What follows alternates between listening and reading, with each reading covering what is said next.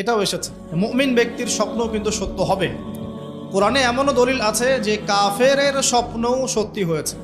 কোন সূরায় আছে কে বলতে পারবেন?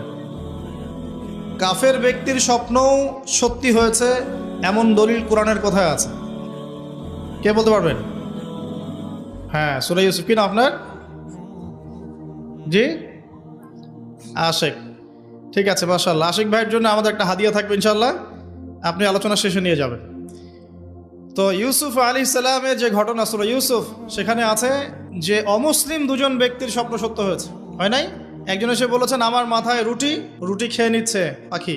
আরেকজন বলেছে আমার হাতে ছিল শরাব, এই শরাব আমি পান করাচ্ছি রাজাকে, বাদশাকে। ইউসুফ আলাইহিস সালাম বললেন যে পান করাচ্ছে বাদশাকে সে নাজাত পেয়ে যাবে জেল থেকে, আর যার মাথা থেকে রুটি খাওয়া হচ্ছে তাকে শুলদণ্ড দেওয়া হবে। ঘটনা সত্য ছিল তো?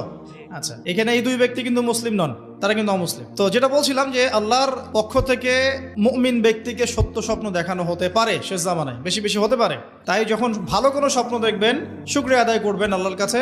আর যদি খারাপ কোনো স্বপ্ন দেখেন তাহলে কাউকে বলতে যাবেন না। খারাপ স্বপ্ন দেখলে কাউকে বলতে যাবেন না, বরং 2 রাকাত নামাজ পড়ে আল্লাহর কাছে আশ্রয় চাইবেন। আল্লাহ, আমি এই খারাপ স্বপ্ন দেখেছি, এর থেকে তোমার কাছে আমি আশ্রয় প্রার্থনা করছি। পবিত্র কোরআন কারীমে সূরা আলে ইমরান এর 19 নম্বর আয়াতে আল্লাহ পাক বলছেন, বা'দা আউযু বিল্লাহি মিনাশ শাইতানির রাজীম, ইন্না দীনা ইনদাল্লাহিল ইসলাম।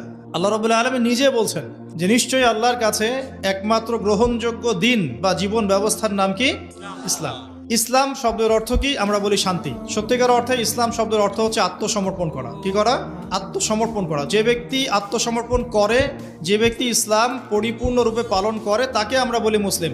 যে ব্যক্তি ইসলাম পরিপূর্ণরূপে পালন করে তাকে আমরা বলি মুসলিম। যেমন এই মুসলিম শব্দের সাথে যে নবীর নাম জড়িত সেটা হলো, তিনি হলেন ইব্রাহিম আলাইহিস সালাম। সূরা হজ পড়ে দেখবেন, হুয়া সাম্মাকুমুল মুসলিমিন, তিনি তোমাদের নাম দিয়েছেন মুসলিম, এই জাতির নাম দিয়েছেন। তিনি আমাদের জাতির পিতা, মুসলিম জাতির পিতা। তো ইব্রাহিম আলাইহিস সালামের ব্যাপারে আল্লাহ পাক বলছেন, ইয ক্বালা লাহু রাব্বুহু আসলিম ক্বালা আসলামতু লিরাব্বিল আলামিন। যখনই আল্লাহ পাক ইব্রাহিমকে বলতেন আলাইহিস সালাম যে আত্মসমর্পণ করো, ইব্রাহিম আলাইহিস সালাম কোনো বিজ্ঞান যুক্তি দর্শন খুঁজতে যেতেন না। তিনি বলতেন আসলামতু লিরাব্বিল আলামিন, আমি বিশ্বজগতের প্রতিপালকের কাছে আত্মসমর্পণ করলাম।